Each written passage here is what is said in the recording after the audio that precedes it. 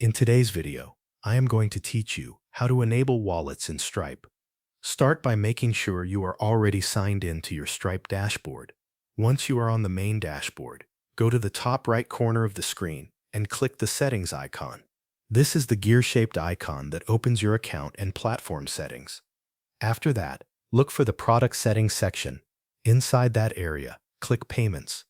This will take you to the part of Stripe where you can manage how customers pay you. When the Payments page opens, select the Payment Methods tab. This section shows the payment options that are available for your Stripe account. Next, scroll through the list of payment methods until you find the wallet options. Stripe may show wallets such as Apple Pay, Google Pay, and Link, depending on your account setup and region. Once you find the wallet you want to use, click on it to open its payment method settings.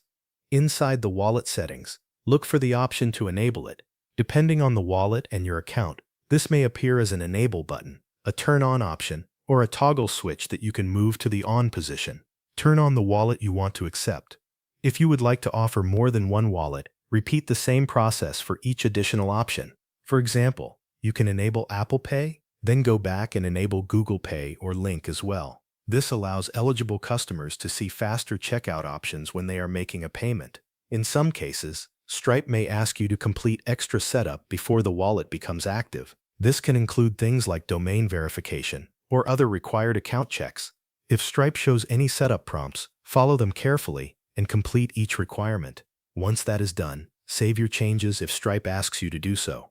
After enabling the wallets, it is a good idea to test your checkout or payment page. Open the page where your customers complete their payment and confirm that the wallet options appear correctly.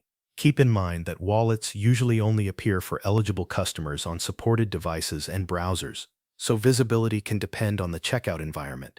Once you confirm that the wallets are showing properly, your setup is complete. Thanks for watching. That covers everything you need to know.